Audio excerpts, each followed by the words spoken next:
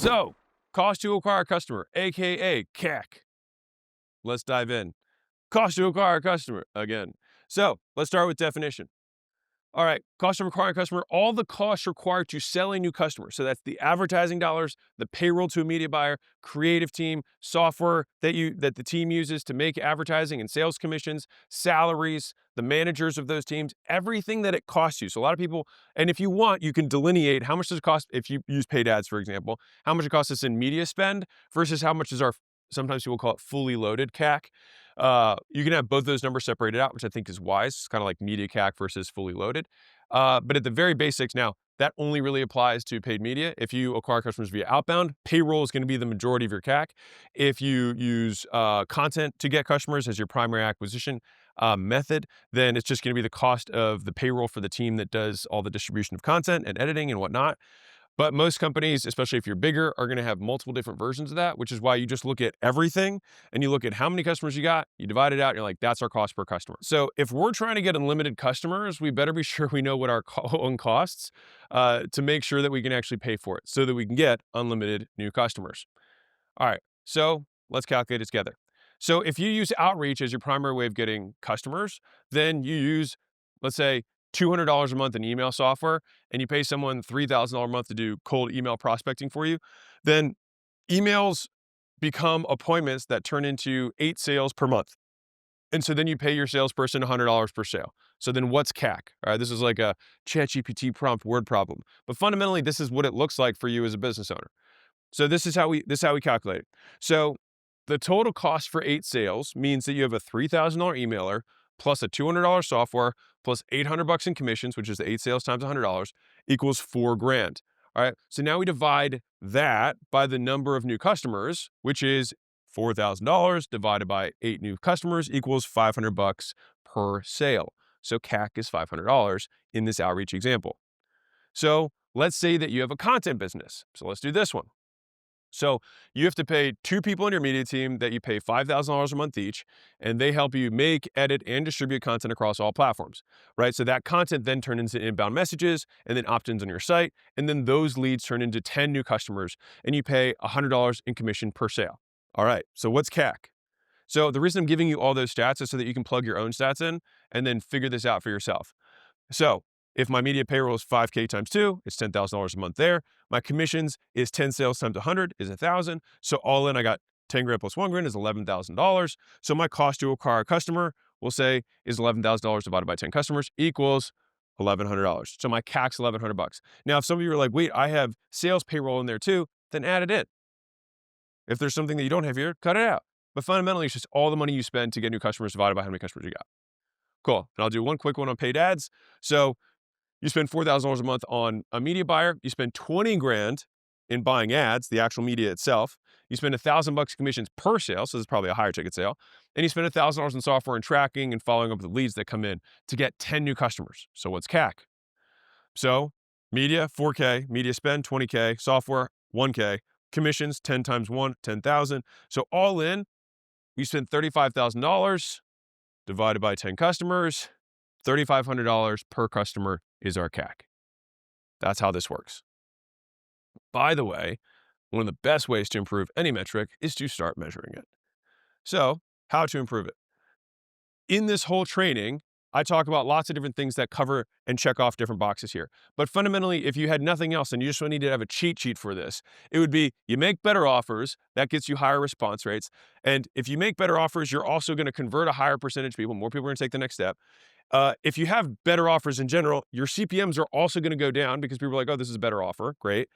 You'll have cheaper labor. So you won't necessarily, this is not necessarily related, but you could have cheaper labor as a way to improve CAC. Like if you paid your sales guys less or you paid the outbound team less, whatever it is, like that could decrease your CAC.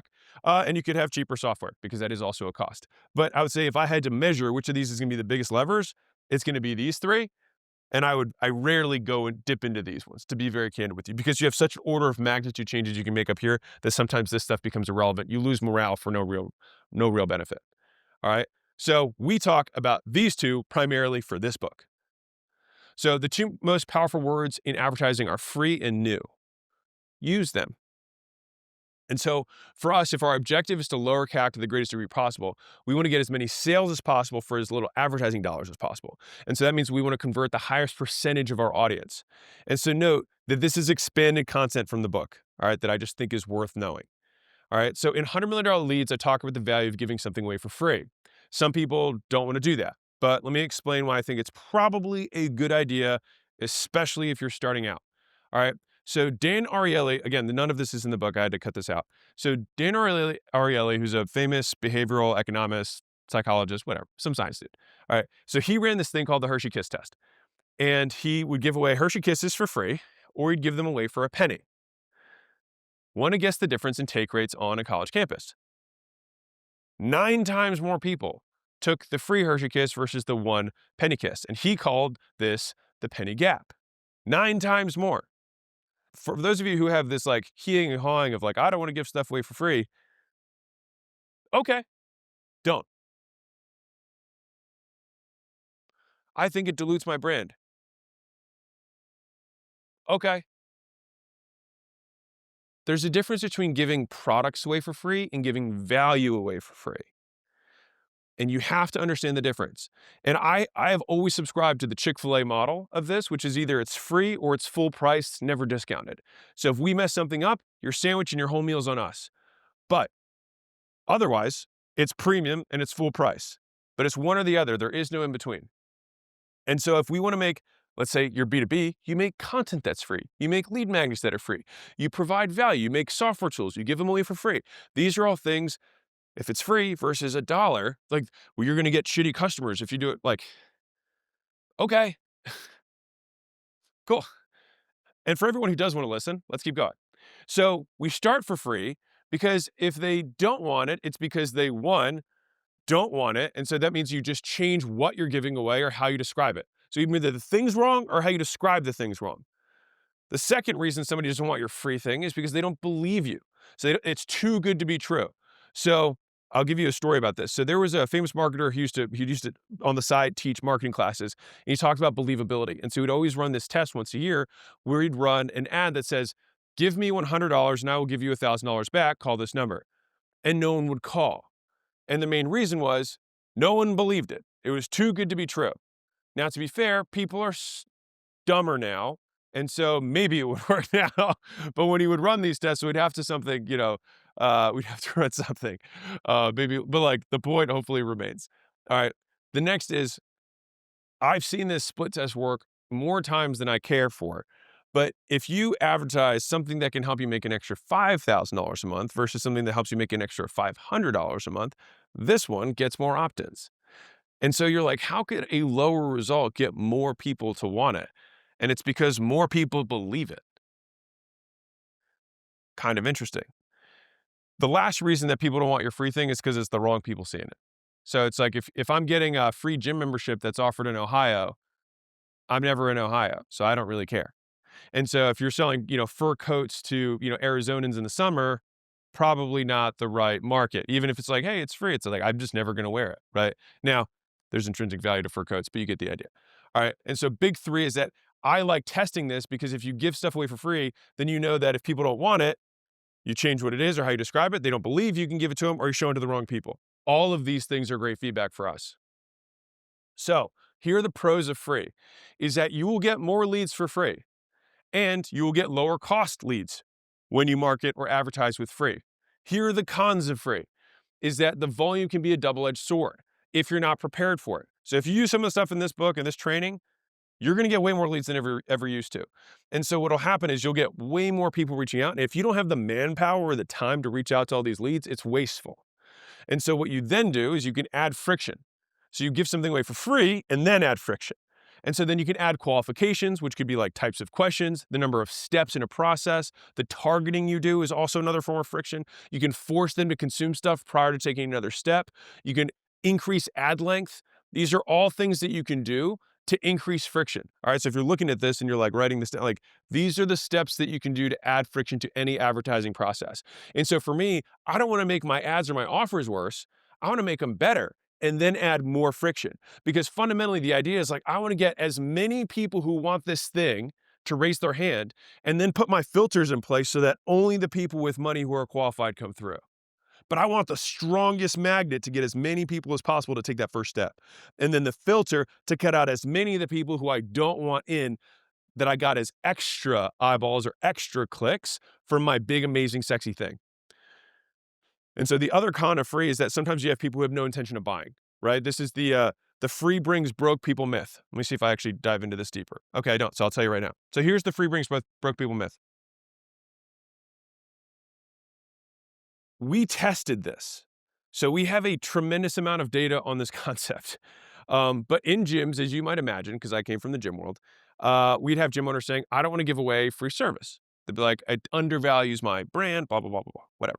Okay. So what we did was we ran a test and we said 10 locations, run not free. So we're not going to use free in the advertising. And then you 10 locations, use free in the advertising. Everything else stays the same. Guess what happened? The non-free guys closed fewer sales than the free guys. But here's the real kicker. The close rate between the non-free people and the free people was the same. The best sales guys could close people who came in for free, and the best sales guys could close people who came in for not for free. And the shitty salespeople couldn't sell anybody who came in for not free, and the shitty salespeople couldn't sell anybody who came in for free. So the only thing that changed between these two things was the cost of the lead. And so these guys were paying way less per lead, so they made more sales. But the average close rate was the same. We tested this on 20 locations across different markets. So, and I had to do this every so often because it would rise up in the community like, we shouldn't be giving away free stuff. And I'd be like, dude, you can do whatever you want. I like to do math. And so if the math works, do it. If you don't want that, fine, do it your way. But don't also want a different outcome. So that is the free brings both people myth, is that rich people also like free stuff. And if it's what they want, they'll take a first step, because if you remove risk for me, I'll take a no risk. I'll take a flyer. I'll take a look. But then if you make a follow-up offer, foreshadowing, I might also buy, right? And so the closing percentage, the only difference was the lead cost between those locations. All right. So the bottom line is that if I had only one offer to make to convert, or my family would be killed, it would be a free offer. And I'd rather wade through crappy leads first and then figure out how to add friction rather than look at an empty inbox and an empty calendar waiting for my next client to show up. Think about this for one more moment. One of my big sayings that I've repeated internally in terms of advertising is create flow, then monetize, then add friction. So you create flow, which means give the big sexy thing away. The monetize is make sure that you're getting the right people on so you can sell them. Now, if it's not as efficient as you want, that's the third step. That's the optimization. That's the add friction. But even inefficiently, we're getting money. Cool. Now we plug the filters in. Now we optimize. So create flow, monetize, add friction. Those are the 3 steps I follow. And so the thing is you can't optimize an empty inbox. You can't optimize an empty calendar. You can't optimize a funnel that gets no clicks. And so you want to start with the flow first. All right. Next point in terms of how to improve CAC is, okay, so discounts and free. So these are more or less the same thing. I'm going to use these interchangeably throughout the book. They really just exist on a continuum. And so 100% discount is free. 99% discount is a discount. But fundamentally, it's just a continuum that this exists on. And so all the constructs I use in this book, if it says free, you can do it for $1. If it says $1, you can do it for $19. It works the same. All right. Fundamentally, you get something for less than it's worth, and the arbitrage between its value and what you get for it is the reason someone engages. My little tip here is, if you have something where it costs a lot of money for you as a business owner for somebody to miss an appointment. So let's say you're a dentist or a lawyer or you're a chiropractor, and it's your time that's being kind of given away and you charge a lot per hour or whatever, then you can have, it might be more advantageous for you to do discounts, because then you can get a card on file, which then makes sure that the people show up. You can charge no-show fees, things like that. And so if you have too many, like, you could solve it in 2 ways. You make it free. You have the first appointment with someone who's an underling, whose time doesn't cost as much. And then from there, you book the one with you, option A. Or option B, you charge some little mini discount thing so you can get a card, so you can charge enough show to make sure people show up. Both work. All right. So here's how I use discounts. I think the idea of a moderate discount is stupid. So the idea of like 10% off or 20% off, I think is dumb. I want insane discounts because 10% off doesn't get someone who would otherwise not opt in to now opt in. It doesn't change behavior. And so the only purpose of free or discount is to change behavior, is to get people who would not have taken an action to then take an action as a result of the free or discount or the arbitrage of value. All right. And so for me, if I'm going to do discounts, I want 50% or higher for something that people already know the value of for it to be effective. Now, the objective here is to get people who wouldn't otherwise respond to do so. All right. And if you're not giving away 20% off the top for the same number of people, because that just means you just lose money. The same number of people reply at 10 or 20% off, you're just losing a ton of profit.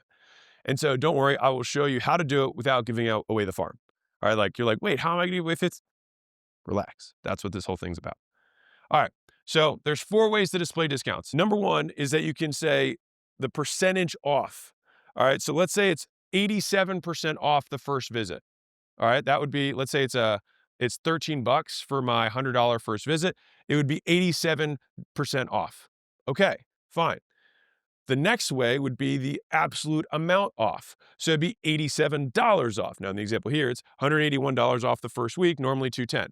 Fine, that'd be 87%. All right, but it's a different way of displaying it. And you're like, why is he telling me this? Because you test these. So if you have your $100 thing, you run 87% off, you run $87 off, you then run the relative equivalent off, meaning what is that savings of value worth? All right. So like save a steak dinner, or less than going out to lunch. It's saying this, you want to frame it. Now, a different way of thinking about this is called a portion off, which I usually bucket into this, which would be like if I had, let's say, $100 a month subscription, and the thing was 12 months at $1,200. If I want to give 25% off, again, we're breaking rules here, but if I want to give 25% off, which would be 3 months, 4 months off, then that would mean that I could say, okay, this is $800. I could say it's 4 months free. I could say it's 25% off. I could say that you get $400 off. Those are all different ways of describing the exact same thing. I could also say, finally, it's $800, and above that, I would have $1,200 crossed off, which is simply displaying the discounted price next to the retail value. These are all different ways that you can display a discount. And so since this book is about monetizing traffic, you need to know the different guns you've got, the different weapons you've got, the bullets in the chamber that you can use as an advertiser to rotate through to get, one, more people to respond, but also to keep the advertising fresh. So like if 1 month you run 4 months free, and then next month you run $400 off, and then next month you run $800 crossed off $1,200, the market feels like you're changing your offer every month. But that way, internally for you, everything's the exact same. But it creates freshness in terms of the advertising. So how different do all those feel? They are all the same thing, just presented in different ways. And that's why we do this. So this is a little pro tip that I will give you. You probably can't read this. I'll just tell you what it says, which is that in order for a price off or a simply discounted price to work, the market has to have an understanding of what the price of that commodity or what that service is. And so if I say that I'm selling, an adjustment for a chiropractor for $29, that is effective because people know it costs more than that. They might not know how much more, but they just know that it's more, that that's cheap for that thing. If I say $20 teeth whitening at a dentist, that's going to get a lot of people who are super interested because people know it's way more than $20. I could probably say $100 teeth whitening and people would still say that's a great deal, right? Because there's an idea. Now, if you have an intangible product or a product that no one else sells, or it's a digital product, or you're like a creator and you want to launch something, if you then say it's this price off of this price, there's not a lot of value because the arbitrage is arbitrary. So you made it up. And so there's no pegged kind of marketplace price for the thing that you're selling. And so in those instances, that's where percentages off of retail, things like that work a little bit better than just saying like $17, course. It's like, well, that might be expensive for some people and cheap for other people, but for a teeth whitening thing, everyone knows it's cheap. And that's why if you are going to put that one price on there, you want to do it. This is like me differentiating for what business owner this works for, to be clear. All right. So here are the pros of discounts. So we talked about the pros of free stuff. Here are the pros of discounts. So one is that they're compliant for cheap leads, meaning you don't have to ever worry about like anybody saying that you did a bait and switch or anything like that. So if you charge people for stuff, then there's really nothing to say about it. All right. Number two is that you can actually collect some money, which is decent, right? I mean, some money is better than no money. Okay. People do come expecting to spend some money. So this, to be fair, this is my belief on this. I believe that the reason that the discounted people come in and buy more is because salespeople believe that. I don't believe it actually has any difference because when we talked about the free versus not free, the close rates were the same. So I think it's more that salespeople feel more convicted, but when I look at the data, it doesn't make much of a difference because I could equally say these people were just looking for cheap stuff. Works the same way. It just depends on what narrative you want to tell the salesperson. These work, and this is probably the most important one. These work exceptionally well as two-step sales. Here's why. If you get someone's card before they come in, then when they come in, you can then make the upsell and say, do you want to use the card you have on file? And so the key is that you have the card more than what you charge them for. So it's like you almost want to charge them for the cheapest possible thing to make sure the card works so that when they come in, you can have a seamless upsell into the really expensive thing. And so that's what creates the upsells that are smooth as butter, 0.5. Now, here's the cons of discounts. If you don't do it right, you don't ever give away the core service at a discount. You give away a broken off piece of the core service or something extra that you create and then create a huge discount on it. All right. And so you don't give away core offers or stuff that has hard costs unless you like really know what you're doing. You splinter out the thing. Now I talk about this at length in the $100 million offers course. I'm not going to break it down now, but basically lots of different components to your offer. You have lots of different features. You take one feature off. You say this feature is 99% off now. Great. That's where the discount is. And then you sell the rest of it. All right. And so whatever you break off, it has to be something that's well understood or it's not going to work. All right. That's kind of the thing I was talking about earlier. People have to have an understanding of it. The cons are you got the bargain hoppers, right? People who, complain about this, but really they're already, they're already customers. They're easier to upsell though than someone who's cold. So yeah. All right. So the objective is that attraction offers are the first step in the 4 prongs because if you don't have interest, you don't have anything, right? And so customer financed acquisition requires demand. And a big difference between CAC and GP, having low cost or free front ends is a strong way to do it. So lots of demand, free big front ends, drives more in. All right. So these things are going to be interchangeable throughout the remainder of these trainings. So if you see $19 chiropractor visit, it can be just as much a free chiropractic visit. The whole thing will work. But if you're like, you insist on doing this, fine, do that. If you insist on doing this, fine, do that. It does not matter. All the money models that I will show you can have free or discount interchanged and they will both work. Kaboom. These are the ways that you can improve your CAC. So with that being said, CAC is covered. Now we go into gross profit.